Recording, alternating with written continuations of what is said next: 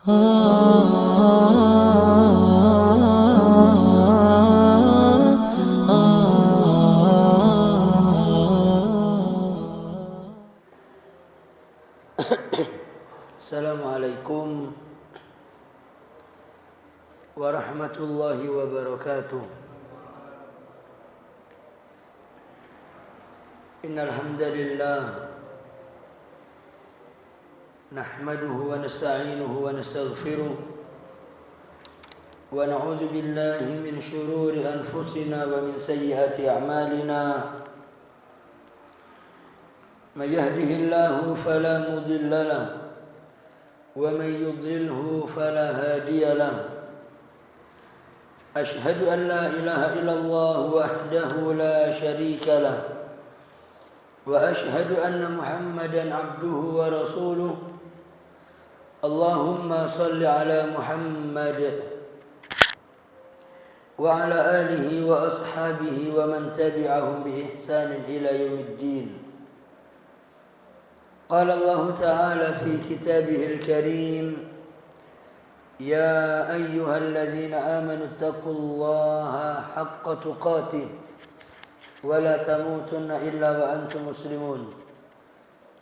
يا أيها الناس اتقوا ربكم الذي خلقكم من نفس واحدة وخلق منها زوجها وبث منهما رجالا كثيرا ونساء واتقوا الله الذي تساءلون به والأرحام إن الله كان عليكم رقيبا. يا أيها الذين آمنوا اتقوا الله وقولوا قولا سديدا يصلح لكم أعمالكم ويغفر لكم ذنوبكم ومن يطع الله ورسوله فقد فاز فوزا عظيما. أما بعد فإن أصدق الحديث كتاب الله وخير الهدي هدي محمد صلى الله عليه وسلم وشر الأمور محدثاتها وكل محدثة بدعة وكل بدعة ضلالة وكل ضلالة في النار. Ma'asyiral muslimin rahimakumullah. Puja-puji syukur kita ucapkan kepada Allah atas segala nikmat yang Allah berikan kepada kita, khususnya nikmat iman, nikmat Islam, nikmat sehat, dan kita mohon kepada Allah agar dengan nikmat-nikmat ini Allah jadikan kita dalam golongan hamba-hamba Allah yang pandai bersyukur atas segala nikmatnya. Kita mohon agar Allah menggolongkan kita dalam golongan hamba-hamba Allah yang bertakwa kepadanya. Kemudian salawat dan salam selalu kita haturkan kepada Nabi besar Muhammad sallallahu alaihi wasallam, yang mana dengan diutusnya beliau syariat Islam sempurna, dan kita mohon kepada Allah agar Allah mudahkan kita dalam mengikuti sunnah-sunnah Nabi sallallahu alaihi wasallam, dan kita mohon agar kita dimatikan dalam keadaan husnul khatimah. Ma'asyiral muslimin rahimakumullah. Kita masuk pada hadis yang ke-28. Wa an Anas radhiyallahu anhu qala lamma saqala an-nabiy sallallahu alaihi wasallam ja'ala yataghashahu al-karbu. فقالت فاطمة رضي الله عنها وكرب أبتاه، فقال ليس على أبيك كرب بعد اليوم. فلما مات قالت يا أبتاه أجاب ربا دعاه، يا أبتاه جنة الفردوس مأواه، يا أبتاه إلى جبريل ننعاه. فلما دفن qalat Fatimah radhiyallahu anha atabat anfusukum an tahsu ala Rasulillah sallallahu alaihi wasallam at-turab. Rawahu al-Bukhari. Dari Anas radhiyallahu an, dia berkata, tatkala berat kepada Nabi sallallahu alaihi wasallam sakit beliau sehingga menjadikan kesedihan, penderitaan yang berat kepada beliau sallallahu alaihi wasallam, sehingga Fatimah mengatakan, wa karba abata, kesengsaraan yang tinggi wahai ayahku. Karena sakit beliau sallallahu alaihi wasallam, kemudian beliau menjawab, laisa ala abiki karbun ba'dal yaum. Tidak ada penderitaan lagi untuk ayahmu setelah hari ini. Nabi sallallahu alaihi wasallam, sebagaimana kita sampaikan, bahwasanya beliau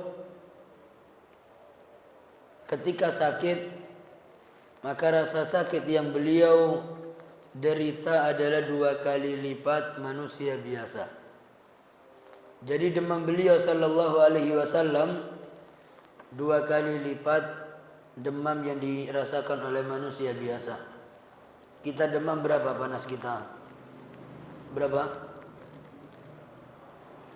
40? Bagaimana rasanya? Maka Nabi 2 kali lipat rasa sakit yang beliau rasakan ketika beliau demam. Sehingga ketika itu Fatimah mengatakan, penderitaan wahai ayahku. Sebagaimana kita tahu Nabi sallallahu alaihi wasallam pada akhir hayat beliau, ketika beliau sakit, demam yang sangat tinggi sehingga membuat beliau pingsan. Di saat para sahabat beliau menunggu beliau salat menjadi imam, maka ketika demamnya tinggi beliau pingsan. Di musim yang dingin di Madinah, beliau minta kepada sahabatnya, subbu ilayyal ma'al barid, tuangkan kepadaku air yang dingin untuk berwudu supaya muncul semangat beliau dan supaya demamnya turun. Begitu selesai, beliau minta dibangkitkan, bangun, akan memimpin sholat, beliau pingsan. Terus berulang kali sampai pada akhirnya beliau sallallahu alaihi wasallam mengatakan kepada sahabat, muru Abu Bakrin, perintahkan Abu Bakar untuk menjadi imam. Karena Nabi sudah tidak kuat lagi untuk menjadi imam. Beliau sakit di hari Senin, meninggalnya di hari Kamis sallallahu alaihi wasallam.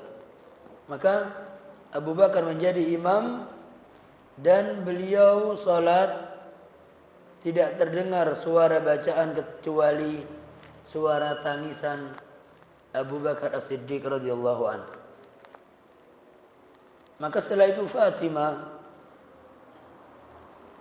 mengatakan kepada beliau, falamma mat, ketika beliau sallallahu alaihi wasallam wafat, Fatimah berkata, ya abata, wahai ayahku, ajaba rabban da'a, yang sudah memenuhi panggilan Tuhannya. Ya abata, wahai ayahku, jannatul firdausi ma'wa, surga Firdaus tempat kembalimu. Karena Nabi adalah manusia termulia dan surga yang tertinggi adalah surga Al-Firdaus. Ya abatahu ila Jibril nan'a, wahai ayahku, kepada Jibril kami sampaikan kabar kematianmu. An-na'yu itu adalah mengumumkan kematian. Maka Fatimah mengatakan kepada Jibril, kami sampaikan kematianmu wahai ayahku. Falamma dufina, tatkala beliau dikuburkan, dimakamkan, qalat Fatimah radhiyallahu anha, Fatimah berkata kepada sahabat-sahabat Nabi sallallahu alaihi wasallam, atabat anfusukum an tahsu ala Rasulillah at-turab. Apakah ya kalian ini tega meletakkan debu, meletakkan tanah di atas Nabi sallallahu alaihi wasallam? Karena Fatimah tahu begitu cintanya sahabat, sehingga pertanyaan ini disampaikan oleh Fatimah. Tapi apa kata sahabat? Sahabat mengatakan kalau bukan ini syariat Nabi, syariat Allah yang dibawa oleh Nabi sallallahu alaihi wasallam, maka kami pun tidak akan menaburkan tanah di atas jasad beliau. Tapi karena ini syariat, kami pun bekerjakan hal tersebut. Ma'asyiral muslimin rahimakumullah. Disebutkan sakit Nabi sallallahu alaihi wasallam itu sama dengan sakitnya dua orang laki-laki. Wal hikmah fi hadza, hikmah dari dua kali lipat sakit Nabi dibandingkan orang manusia biasa adalah supaya beliau menerima derajat kesabaran yang lebih tinggi dibandingkan manusia biasa. Fa inna as-sabra manzila 'aliyah la yunalu illa bimtihanin wa ikhtibarin min Allah.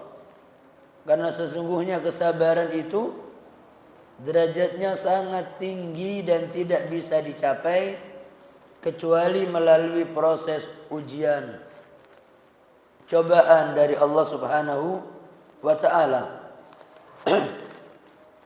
Li'annahu la sabra illa ala makruh.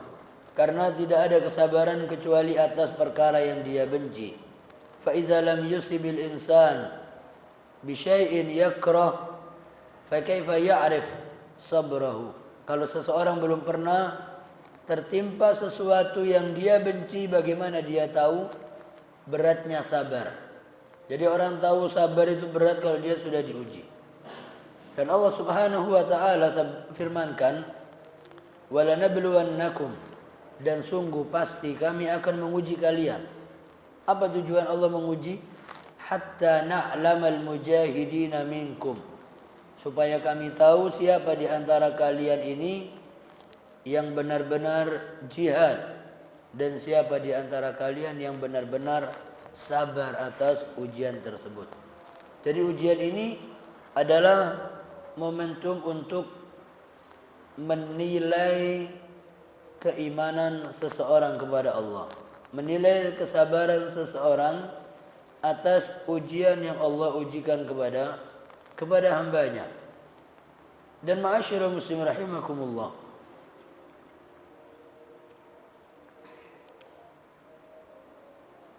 ketika Nabi sallallahu alaihi wasallam beliau dimakamkan dan Fatimah mengatakan atabat anfusukum an tahsu ala Rasulillahi turab. Apakah kalian ini sampai hati wahai sahabat-sahabat ayahku untuk memberikan menebarkan debu di atas Rasulullah, yakni min syiddati wajdiha alaihi wa huzniha wa ma'rifatiha bi anna sahabataha qad mala'a qulubahum mahabbatar rasul. Artinya karena begitu cintanya, begitu sedihnya, dan sepengetahuan Fatimah bahwasanya sahabat ini hatinya dipenuhi dengan kecintaan kepada Nabi, maka Fatimah bertanya, maka dijawab, annaha taubat. Sesungguhnya para sahabat pun akhirnya beliau sampai hati untuk mengerjakan itu. Lianna hadza ma aradallah, karena ini adalah kehendak Allah dalam syariatnya. Walau kana rasul yufda bi kullil ard, kalau saja Nabi itu ada yang membayar tebusan supaya Nabi tidak sampai mati, maka sahabat akan menebus. Karena kecintaan sahabat kepada Nabi sallallahu alaihi wasallam. Sampai tatkala Nabi wafat, Umar bin Khattab dengar berita, kemudian Umar bin Khattab mengatakan, barang siapa yang mengatakan Nabi wafat, aku akan penggal lehernya. Sahabat tidak ada yang berani dengan Umar. Abu Bakar As-Siddiq akhirnya menemui Umar, mengatakan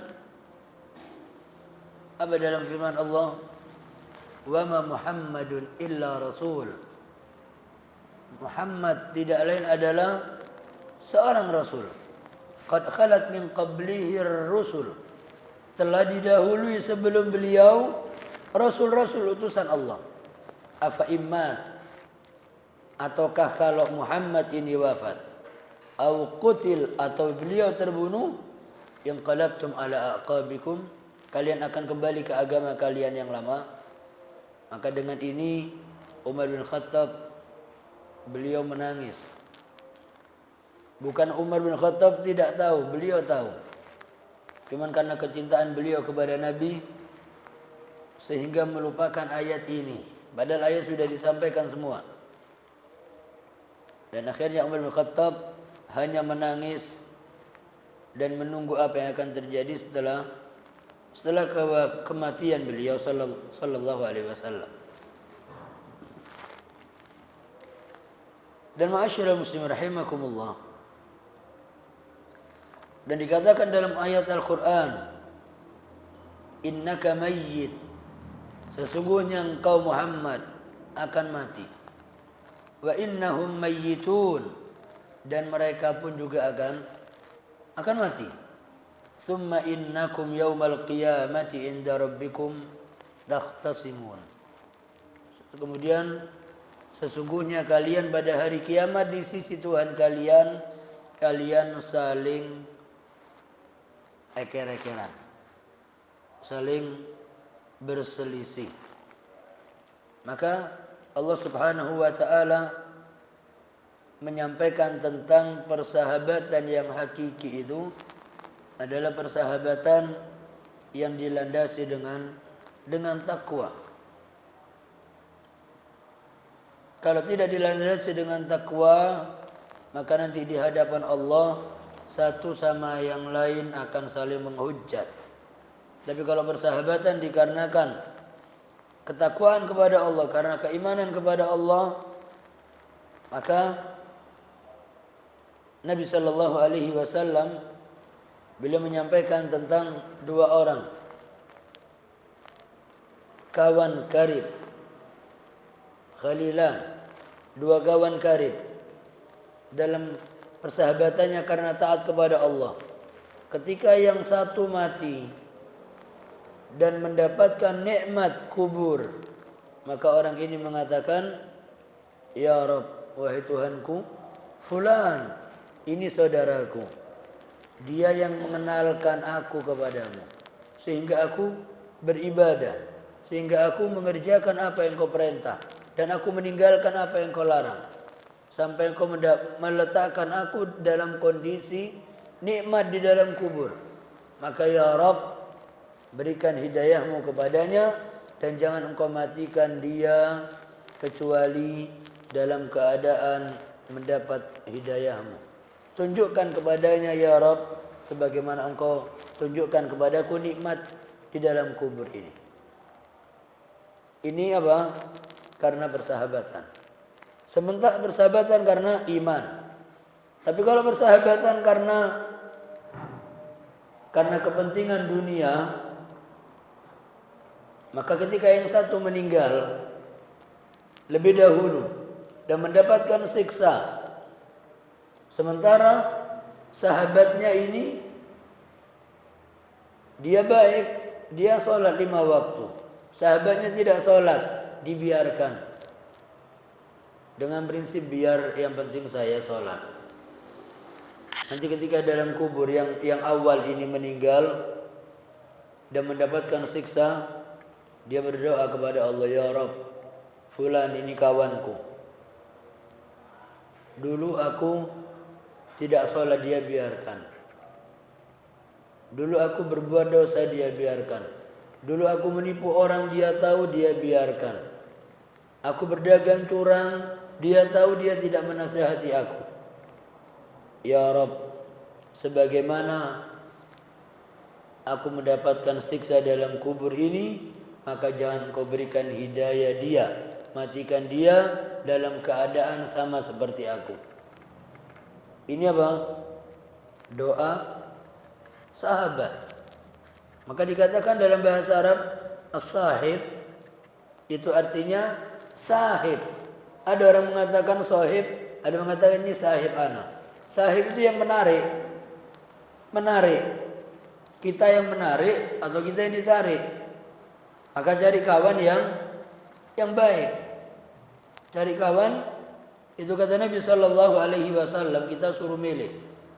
Cari kawan yang baik seperti halnya orang bersahabat dengan penjual minyak. Walaupun dia tidak beli, dia dapat harumnya. Dia dapat harumnya. Dan jangan berteman atau cari teman seperti berteman dengan apa? Pembuat pedang. Apa itu? Bahasanya apa? Pembuat pedang. Pandai besi. Anda tidak kena baranya, Anda kena baunya. Anda tidak bermaksiat karena Anda akrab, orang ngecap, Anda sama dengan dia. Ada istilah anil mar'i la tas'al. Tentang seseorang kamu tidak usah tanya langsung dengan yang bersangkutan. Lalu dari mana? Cari kawan akrabnya dia siapa. Tidak mungkin jauh dari itu.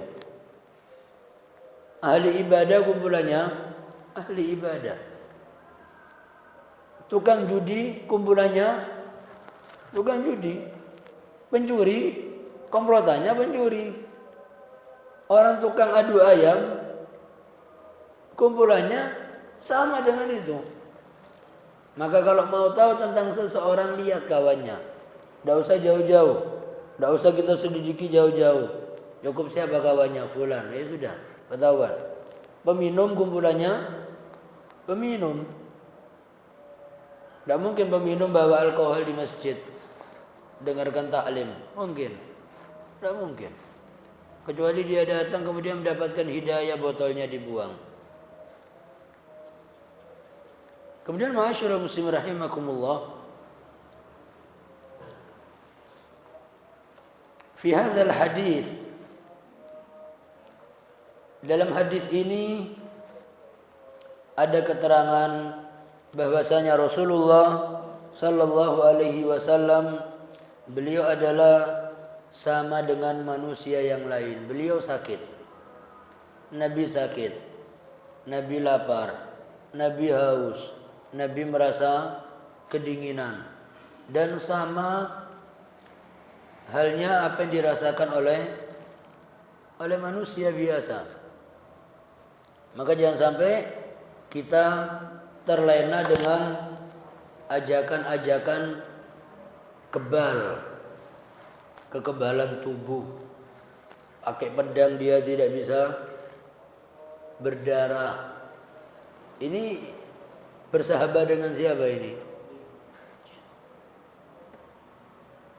Tidak usah. Nabi aja di Taif dilempari juga Nabi luka. Nabi dalam peperangan giginya juga tanggal.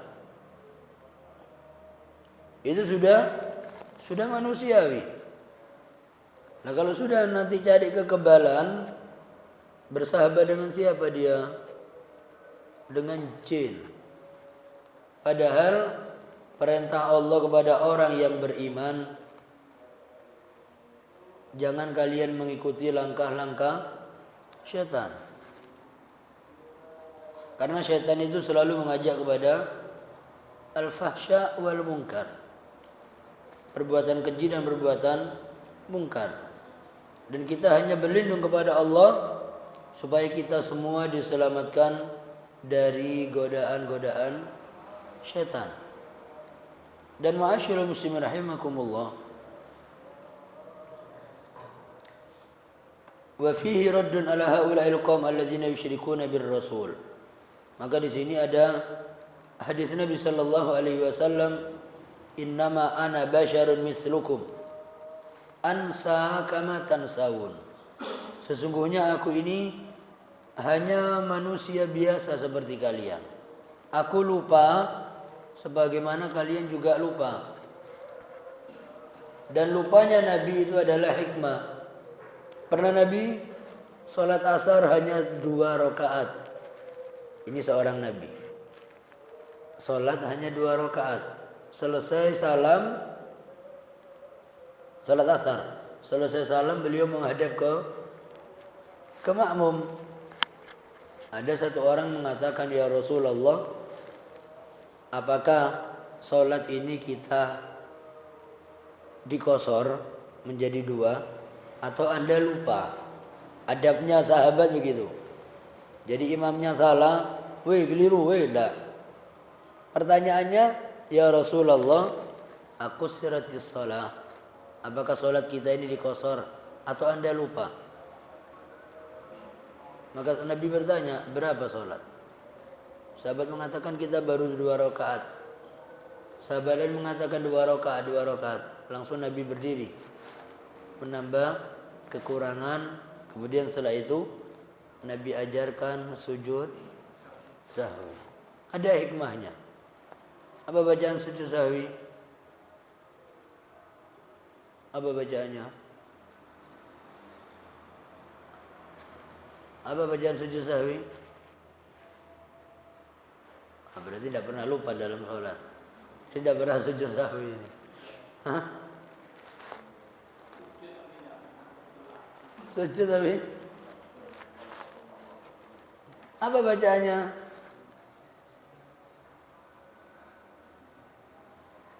Sajadah wajhiyah.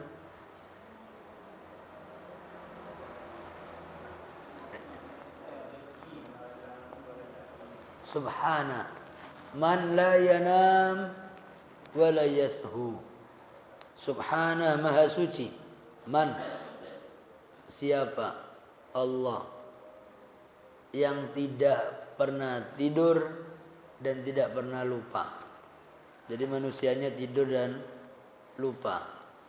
Maka ketika sholat ada yang lupa, maka kita sujud sahwi, kemudian membaca Subhana man la yanamu wa la yashu. Subhana man la yanamu wa la yashu. Maha suci Allah yang tidak la yanam, tidak tidur, wa la yashu, dan tidak lupa. Sementara Nabi sallallahu alaihi wasallam beliau manusia biasa dan beliau juga lupa. Wa fihi raddun ala haula'il qaum alladzina yusyrikuna bir rasul. Dan ini juga bantahan terhadap kaum yang mereka menyekutukan Allah dengan Rasulnya Muhammad sallallahu alaihi wasallam. Yad'una ar-rasul. Mereka berdoa kepada Nabi. Mereka minta pertolongan kepada Nabi. Bahkan mereka tidak minta kepada Allah, mintanya kepada Nabi. Maka ini berbahaya karena Allah sendiri memerintahkan nabinya dalam firman Allah, qul, katakan Muhammad, la aqulu lakum, aku tidak mengatakan kepada kalian, indi khazainullah, aku memiliki kekayaan, perbendaharaan Allah, wala a'lamul ghaiba, dan aku juga tidak tahu perkara yang ghaib. Nabi tidak tahu perkara yang ghaib kecuali wahyu yang diwahyukan oleh Allah kepada beliau. Wala aqulu lakum inni malak, dan aku juga tidak berkata kepada kalian kalau aku ini adalah seorang malaikat.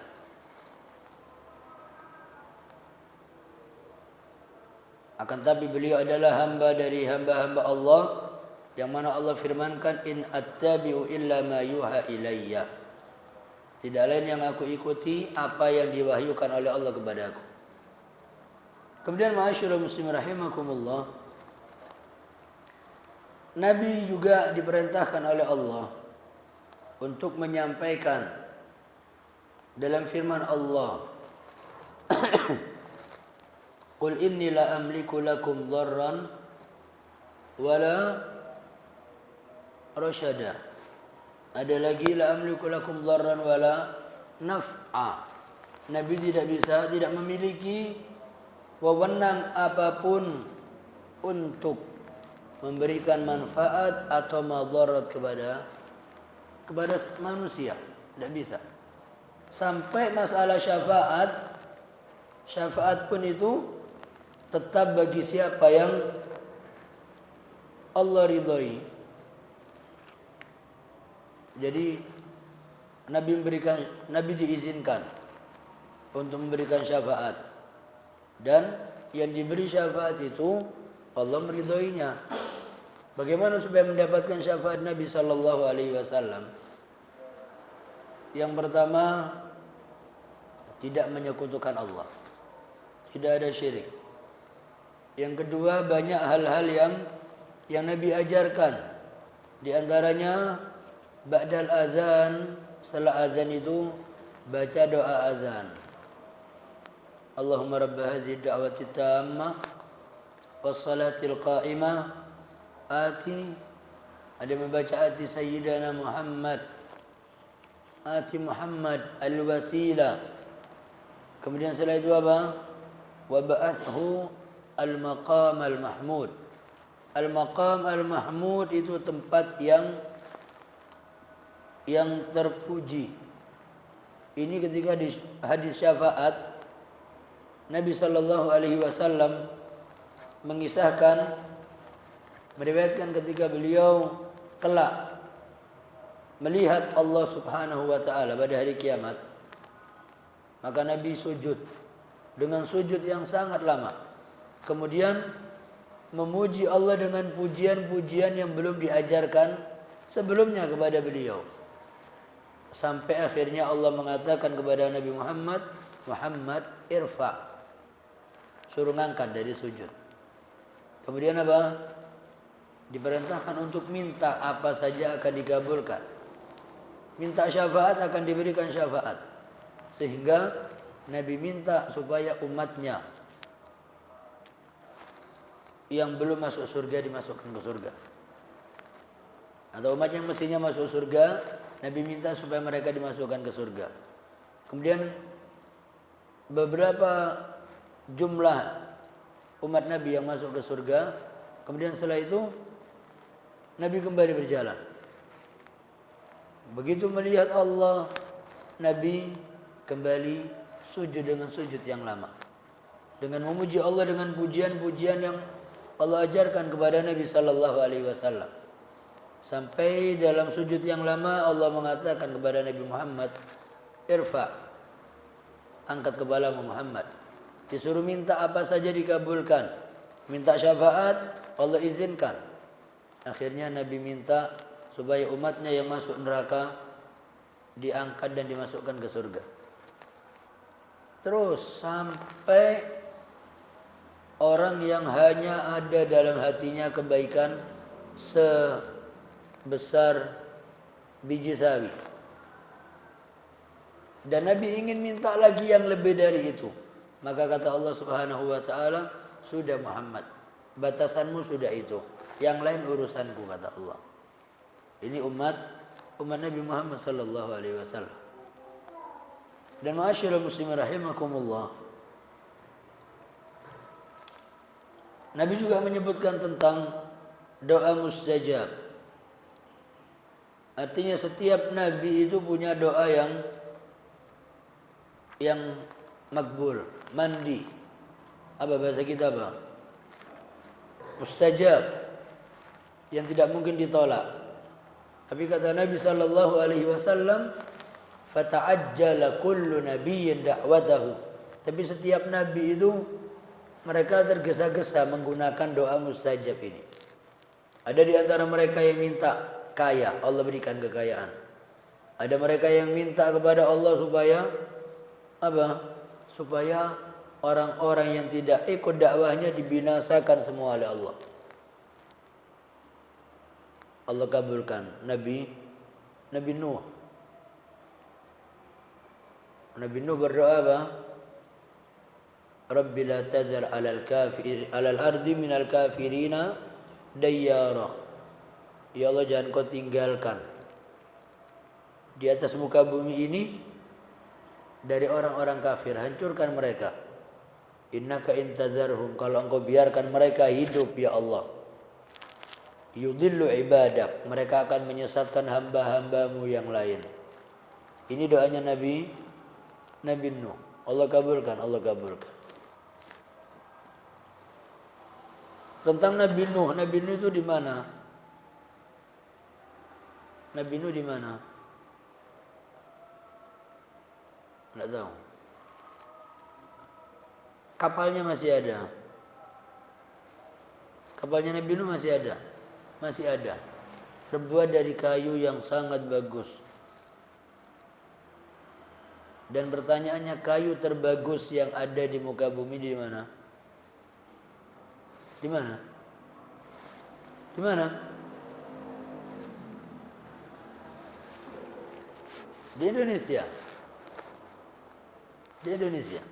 Ada yang menyebutkan kalau Nabi Nuh melihat dari kapal, dari puing kapal yang masih utuh, kayunya masih kuat, dilihat di muka bumi ini hanya kayu Indonesia yang paling kuat, kualitas yang nomor 1 Indonesia. Sehingga ada mereka yang mengatakan Nabi Nuh itu berada di Indonesia, melihat kayu yang digunakan oleh Nabi Nuh. Wallahu a'lam. Ini pendapat ahlul ilmi. Sebagian ahlul ilmi punya pendapat kalau Nabi Nuh itu ada di Indonesia. Nah, terus Islam, Nabi-Nabi sebelum Nabi Muhammad itu agamanya apa? Apa agamanya? Sebelum Nabi Muhammad, apa agamanya? Nabi Nuh, Nabi Isa, apa agamanya? Islam. Maka kalau ada pelajaran perbandingan agama apa dibandingkan? Islam dengan agama sebelumnya. Mau dibandingkan? Sama, dakwah setiap nabi itu hanya ani'budullah, sembah Allah. Hanya menyembah Allah dan tinggalkan sesembahan selain Allah. Tinggal yang berbeda apa? Yang berbeda syariatnya. Syariatnya berbeda. Cara menikahnya berbeda, cara sholatnya berbeda. Tapi tauhidnya sama. Agamanya sama, Islam. Agamanya Islam. InsyaAllah pada pertemuan yang akan datang, InsyaAllah akan saya catat ucapan-ucapan para nabi dalam Al-Quran yang mengatakan bahwasanya mereka itu minal muslimin. Penyebutan diri mereka para rasul itu kalau mereka adalah muslim. Itu insyaallah pada pertemuan kita yang akan datang. Kemudian ma'asyiral muslimin rahimakumullah,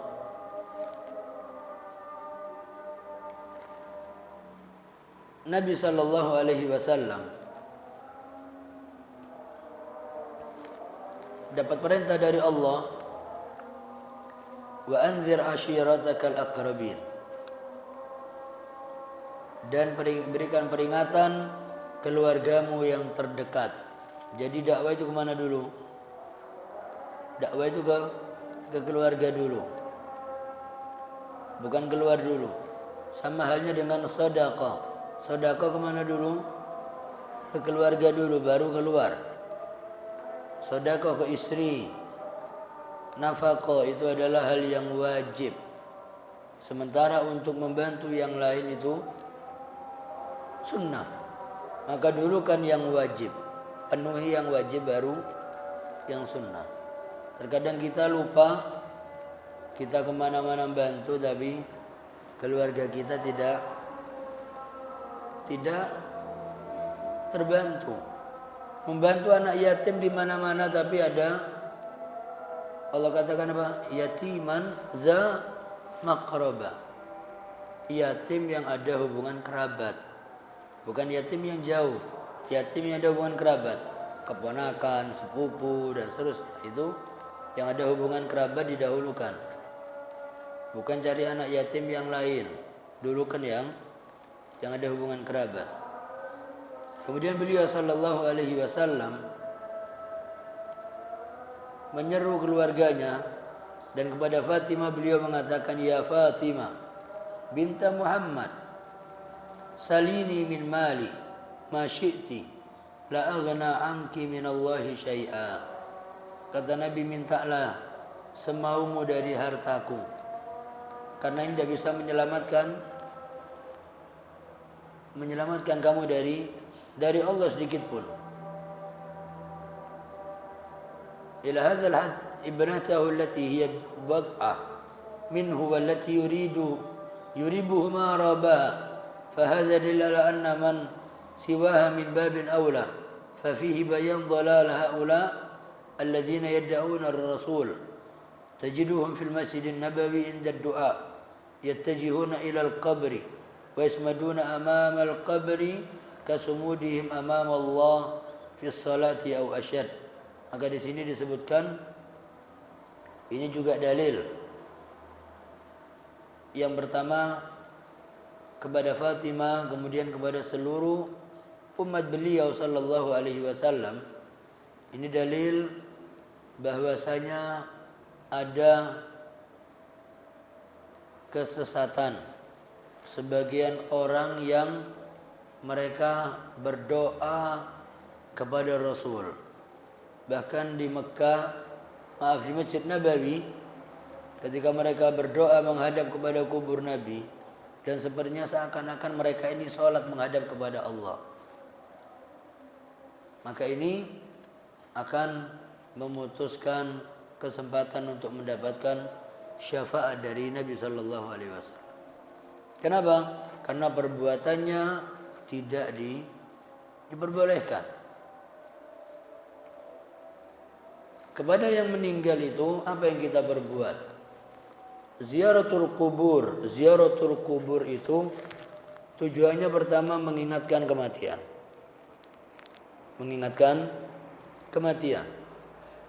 Yang kedua mendoakan ahlul kubur. Jadi bukan minta kepada ahlul kubur, tidak. Mintanya kepada Allah. Minta kepada Allah supaya penghuni kubur mendapat apa? Mendapat ampunan, mendapat rahmat. Yang bisa berdoa yang masih hidup. Yang meninggal itu membutuhkan doa dari yang hidup. Karena setiap yang meninggal terputus semua amalnya kecuali 3. Sedekah jariyah. Apa saja yang kita jariahkan, mau jam, mau Quran, mau speaker, apa saja, itu orang yang meninggal, ini amal terus mengalir pahalanya. Ilmu yang bermanfaat. Kemudian anak soleh yang selalu mendoakan untuknya. Maka Nabi menyebutkan ada seorang laki-laki yang ibadahnya biasa saja, kemudian di dalam kubur dia derajatnya diangkat oleh Allah sampai tinggi tingkatan derajatnya, sehingga orang ini bertanya kepada malaikat, dari mana derajatku sampai naik ini, bagaimana ceritanya? Bertanya, bahasa kita begitu.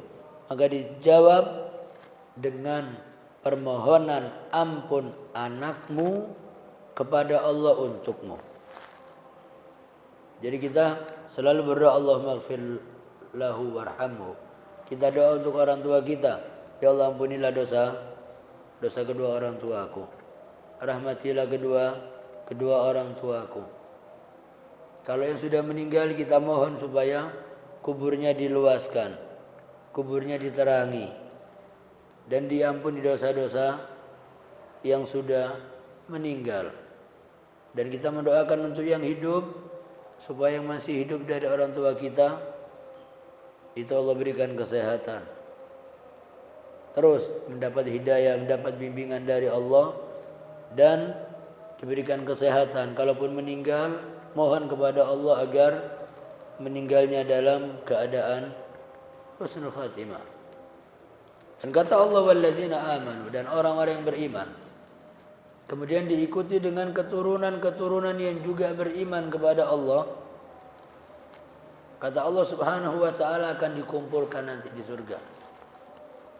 Akan dikumpulkan.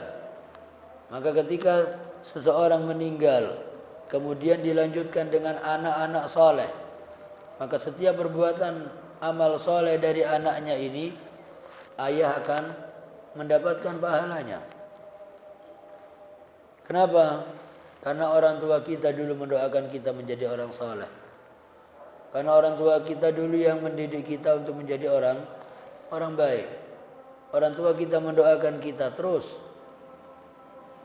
Dan ketika mereka meninggal, setiap amal baik kita, walaupun tidak kita niatkan untuk orang tua, tetap mereka mendapatkan pahala.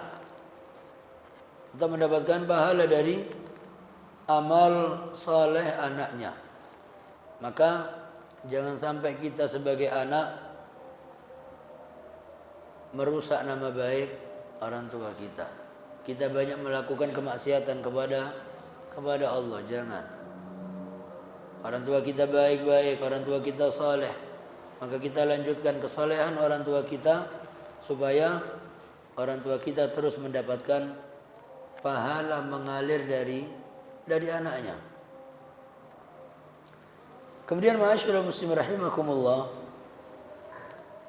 wa an Abi Zaid, dan dari Abi Zaid, Usama bin Zaid bin Haritha maula Rasulillah ahibbihi wa ibni hibbihi radhiyallahu anhuma. Jadi Usama bin Zaid itu adalah pernah budak Nabi, yang mana ini adalah hadiah dari Khadijah. Kemudian dimerdekakan oleh Nabi, dan sampai diambil anak. Sehingga setelah itu turun ayat tentang pelarangan ngangkat anak dan mendapatkan hak seperti anaknya sendiri.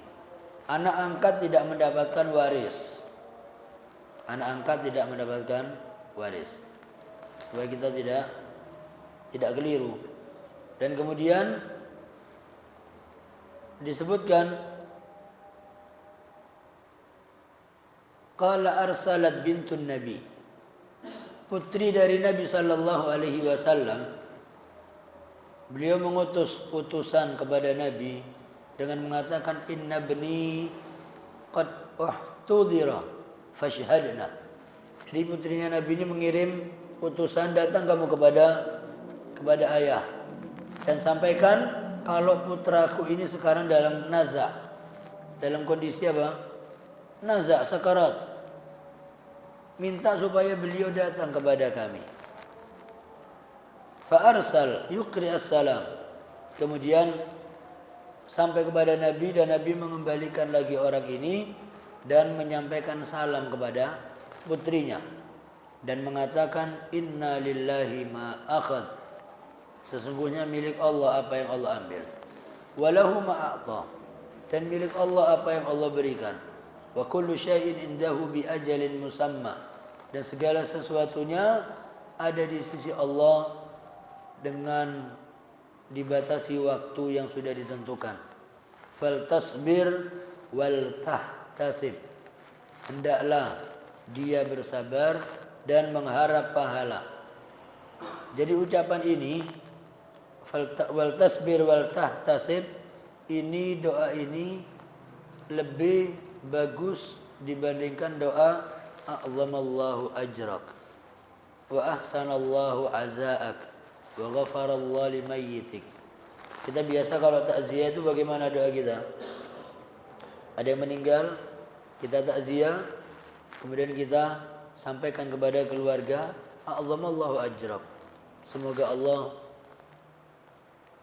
menjadikan pahalamu ini besar. Karena apa? Kematian ini. Wa ahsanallahu azaak. Dan Allah membuat baik takziah ini. Kemudian apa lagi? Wa ghafarallahu limayyitik. Dan semoga Allah mengampuni untuk mayit ini. Ini biasa kita gunakan untuk takziah. Tapi kalimat ini wal tasbir wal tahtasib ini lebih bagus ucapan doa ini dibandingkan yang tadi. Yang tadi bagus, ini lebih bagus. Apalagi lebih ringan, doanya lebih ringan. Wal tasbir wal tahtasib. Wal tasbir, hendaklah engkau sabar. Wal tahtasib, hendaklah engkau memohon balasan dari Allah atas musibah ini. Fa arsalat ilaihi tuqsim alaihi la ya'tiyannaha. Kemudian putrinya mengirim kembali dengan bersumpah supaya ayahnya benar-benar datang. Maka setelah itu faqama, kemudian Nabi berdiri, wa ma'ahu Sa'ad bin Ubadah, ditemani oleh Sa'ad bin Ubadah, wa Mu'adz bin Jabal, dan ditemani oleh Mu'adz bin Jabal, wa Ubay bin Ka'ab, dan Ubay bin Ka'ab, wa Zaid bin Thabit, wa rijal, dan mereka semua laki-laki ini. Kemudian farufi'a ila Rasulillah as-sabiyyu, kemudian anak kecil ini diangkat, diserahkan kepada Nabi sallallahu alaihi wasallam. Fa'aqadahu fi hijrihi wa nafsuhu taqaqa, kemudian didudukkan di atas beliau dan nafas beliau ini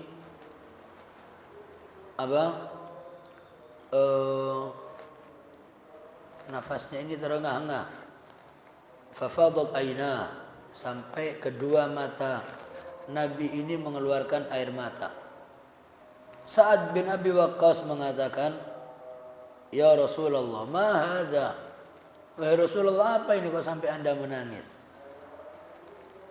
Yang dilarang oleh Nabi itu menangis yang seperti apa? An-niyaha yang dilarang. An-niyaha itu biasa terjadi kepada orang perempuan. Ketika ada yang meninggal, dan kebiasaan orang-orang jahiliyah dulu, dia berpesan kepada istrinya, wahai istriku, kalau aku nanti mati, tolonglah kamu pura-pura pura-pura kehilangan.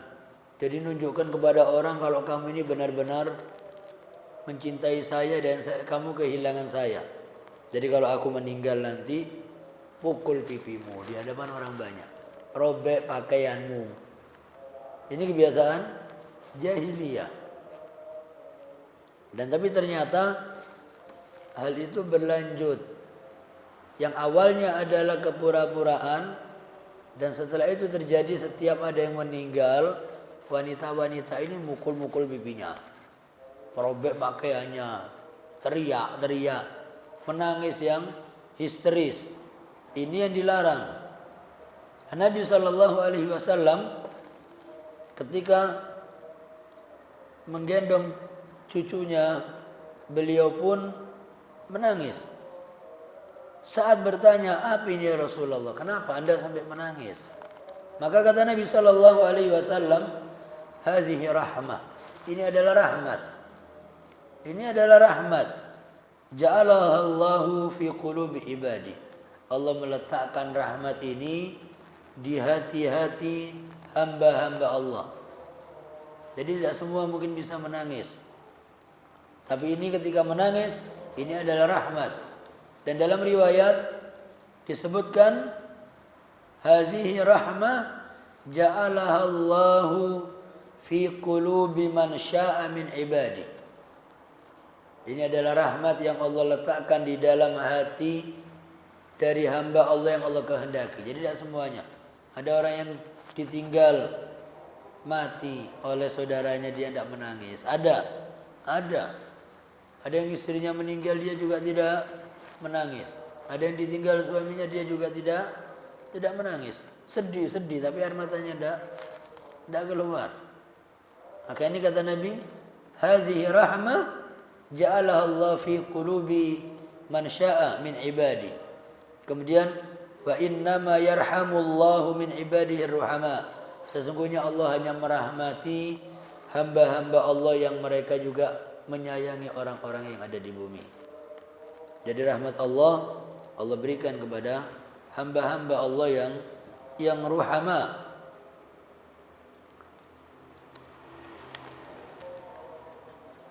Ma'asyiral muslimin rahimakumullah. Insyaallah pada pertemuan kita yang akan datang kita akan membahas satu hadis yang agak panjang tapi tidak terlalu berat. Dan kita insyaallah sudah banyak mendengar tentang hadis ini. Pernah mendengar Ashabul Ukhdud? Ashabul Ukhdud pernah tahu? Qutila Ashabul Ukhdud.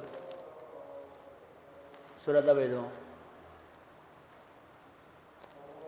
Was-sama'i dzatil buruj wal yawmil maw'ud wa syahidi wa mashhud. Qutila Ashabul Ukhdud an-nari dzatil waqud idhum 'alaiha qu'ud wa hum 'ala ma yaf'aluna bil mu'minina syuhud. Ashabul Ukhdud ini mereka membuat parit. Kemudian setelah itu diletakkan kayu bakar dan seterusnya, kemudian dibakar dalam kondisi api yang sangat besar sampai dikatakan dalam tafsir ada burung terbang di atasnya langsung jatuh. Saking apa? Besarnya api. Dan mereka menyaksikan, mereka duduk, mereka tertawa melihat orang mukmin yang mereka mau kembali kepada agama mereka, mereka selamat. Yang mereka tidak mau kembali kepada agama rajanya, orang ini diperintahkan untuk dilemparkan ke api. Insyaallah pernah dengar ini? Pernah dengar ya? Hah? Pernah. Jadi kita sampaikan sekilas saja bahwasanya Nabi menceritakan ada sebelum kalian ini ada umat atau kaum sebelum kalian, sebelum Islam, sebelum Nabi itu ada raja. Raja ini ditakuti oleh rakyatnya. Dan raja ini punya penyihir. Karena andalan dahulu itu adalah sihir.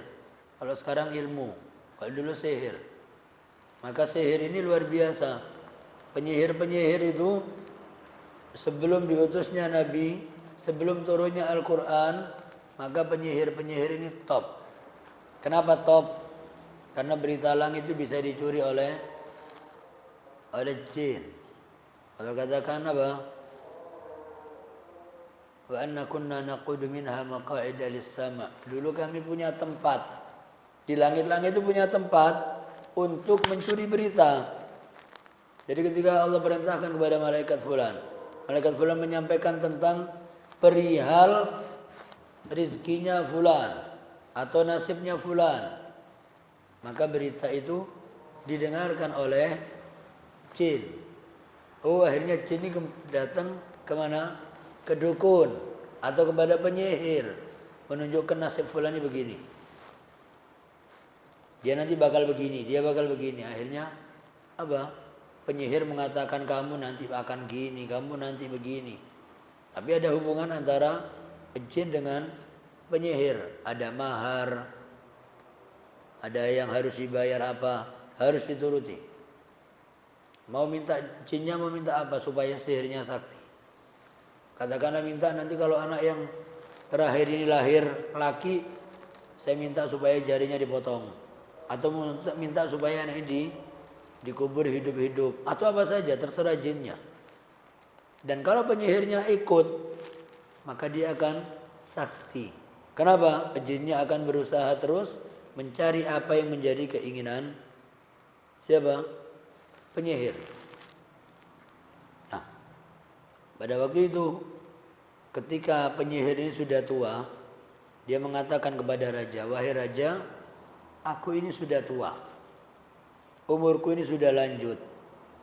Dan aku khawatir tidak ada lagi yang melanjutkan ilmu sihir saya. Kalau di pesantren, kiai meninggal untuk melanjutkan itu susah. Karena tidak ada kadernya. Pengkaderannya kurang. Ini penyihir sebelum meninggal, dia minta dikirim kepadanya anak yang cerdas. Untuk apa? Untuk diajari ilmu sihir supaya bisa melanjutkan sihirnya dan menjaga eksistensi raja sebagai raja dan sebagai Tuhan. Rajanya disembah. Jadi rajanya disembah. Dan pada waktu itu tidak didengar lagi nama Allah, itu tidak dengar. Tidak ada orang yang tahu Allah, itu tidak ada. Yang mereka tahu Tuhannya ya raja ini. Raja ini sangat jahat, bengis. Dan dia punya penyihir yang top. Sampai akhirnya dia minta supaya dikirimkan anak yang cerdas. Kebetulan ada satu anak miskin, diambil anaknya, orang tuanya dikasih tahu anakmu akan punya kedudukan yang tinggi. Anakmu harus belajar sihir dan seterusnya. Kau akan aku beri tempat tinggal yang layak, makanan yang enak. Syaratnya apa? Anaknya belajar sihir. Akhirnya orang tuanya mau. Setiap hari pergi ke penyihir. Pulang, balik, pulang terus. Sampai akhirnya pemuda ini melewati satu tempat dan didapati ada seorang rohib. Rohib itu ahli ibadah. Atau kalau bahasa kita pendeta. Tapi kalau pendeta itu kan bukan orang Islam. Ini menganut agama Nabi yang sebelumnya. Dan dia ahli ibadah. Dan menyembah Allah. Di mana seluruh manusia menyembah raja. Hanya orang ini yang lari. Selamat dari kejaran prajurit raja ini, sehingga dia sembunyi dan dia beribadah kepada Allah. Anak muda ini datang ke tempat rohib ini. Rohib ini mengajari dia tauhid. Jadi kalau mau belajar sihir, belajar tauhid dulu. Selesai belajar tauhid, pergi ke penyihir. Pulang dari penyihir, mampir ke ahli tauhid lagi, baru pulang ke rumah. Akhirnya kalau berangkat ke tempatnya penyihir ini dia terlambat karena datang ke tempat ahli tauhid, maka penyihir marah dan memukuli anak ini. Ketika pulang sampai ke rumah terlambat, orang tuanya memukuli anak ini. Akhirnya rohib mengatakan, "Wahai anakku, kalau kamu takut terhadap penyihir, sampaikan kalau kamu masih ada urusan rumah.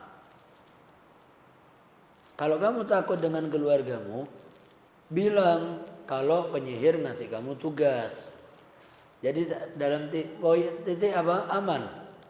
Aman dari penyihir dan aman dari keluarganya yang marah. Kira-kira bagaimana anak ini? Bimbang. Yang mana ilmu yang benar? Yang satu sihir, yang satu tauhid. Kemana anak ini? Sampai akhirnya melewati satu tempat dan ada satu jalan yang biasa dilewati orang. Itu ada binatang besar. Binatang besar ini mengganggu dan tidak ada orang yang berani lewat.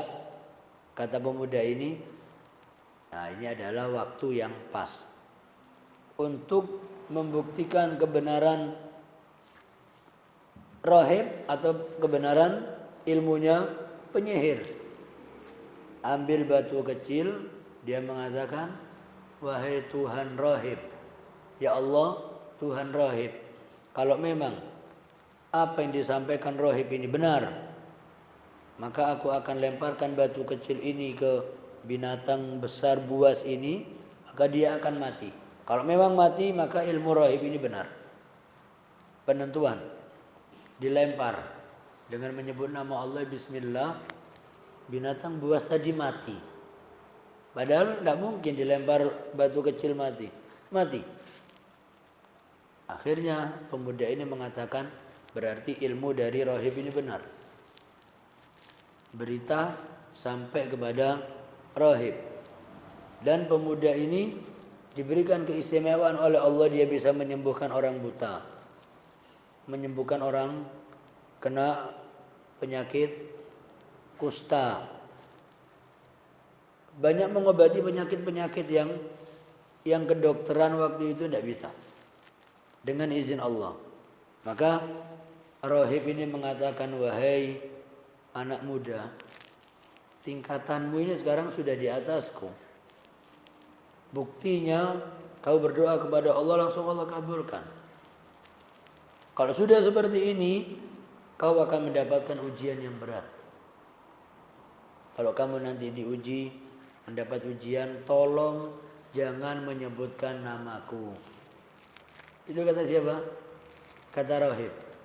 Karena nanti akan disiksa juga. Maka kata pemuda ini, iya. Berita sudah kemana-mana. Pengobatannya anak muda ini luar biasa. Orang sakit buta bisa sembuh. Orang sakit ini didatangi sembuh.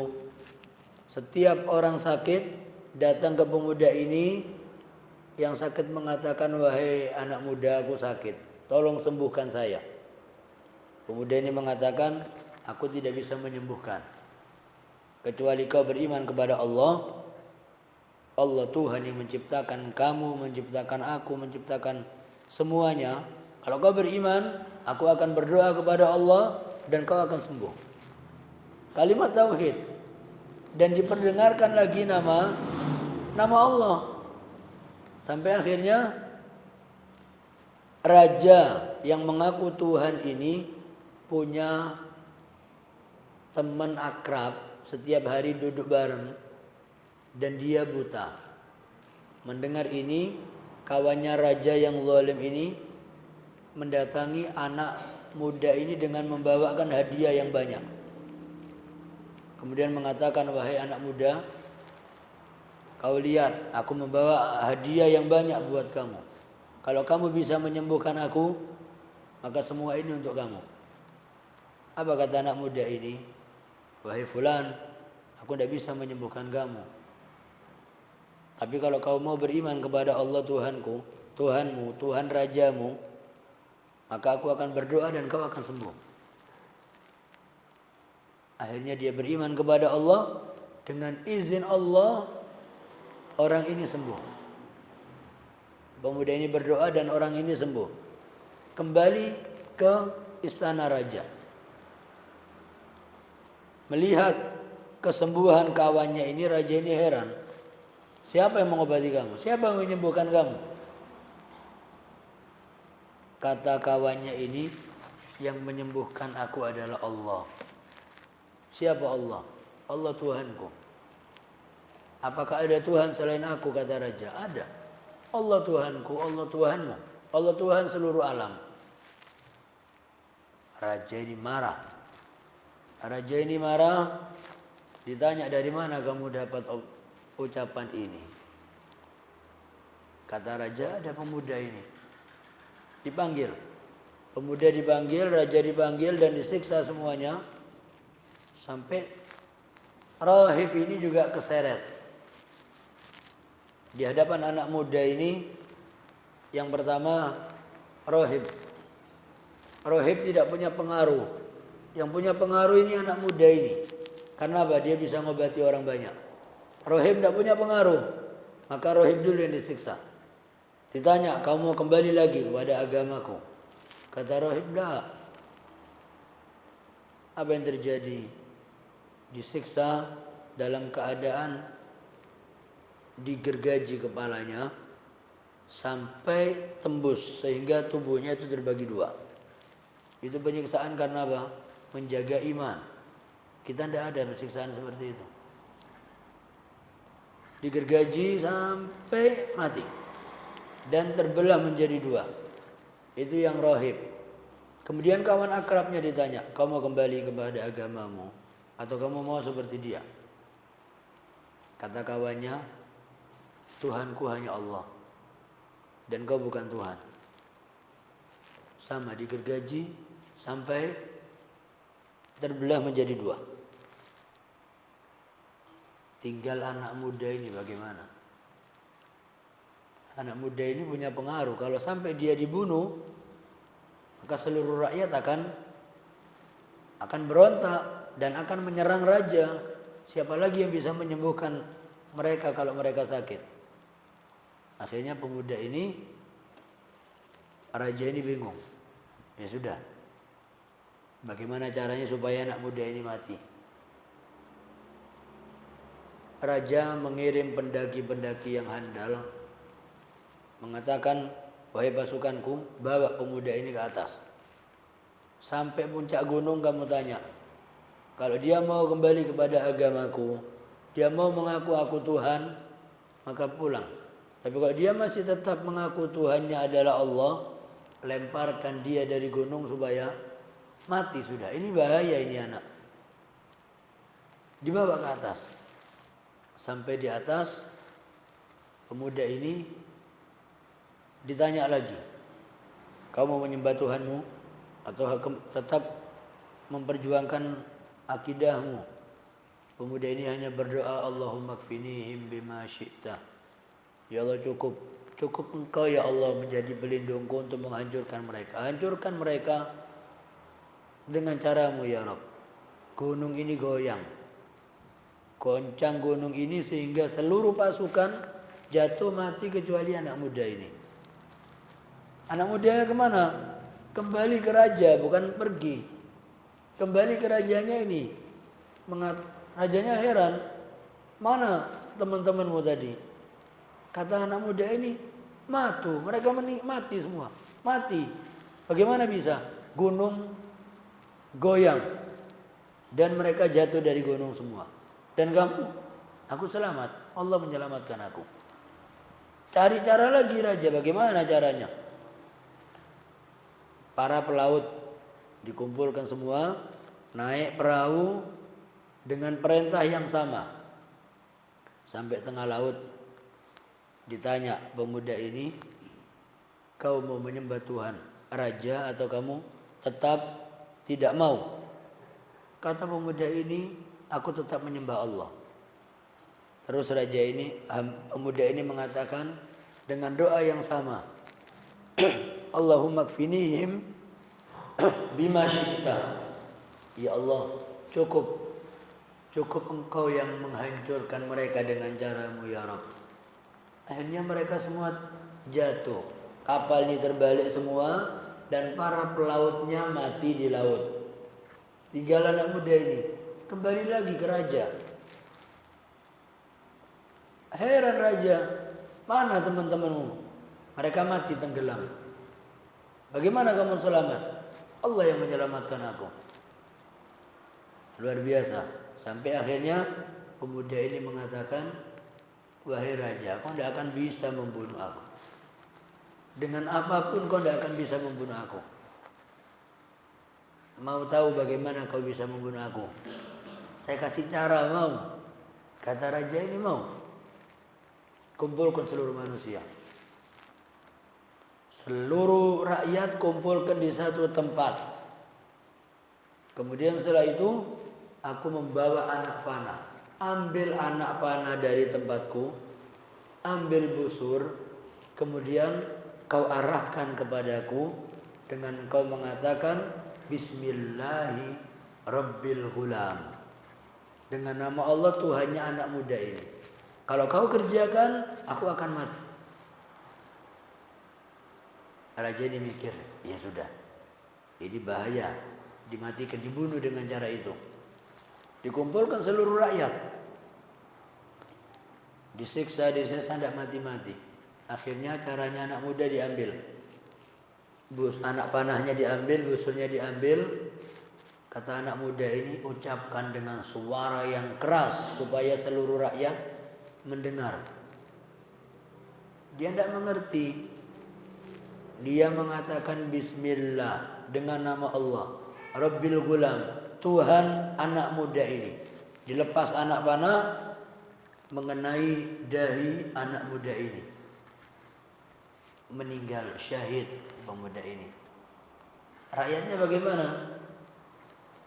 Mereka serentak mengatakan amanna bi Rabbil Ghulam.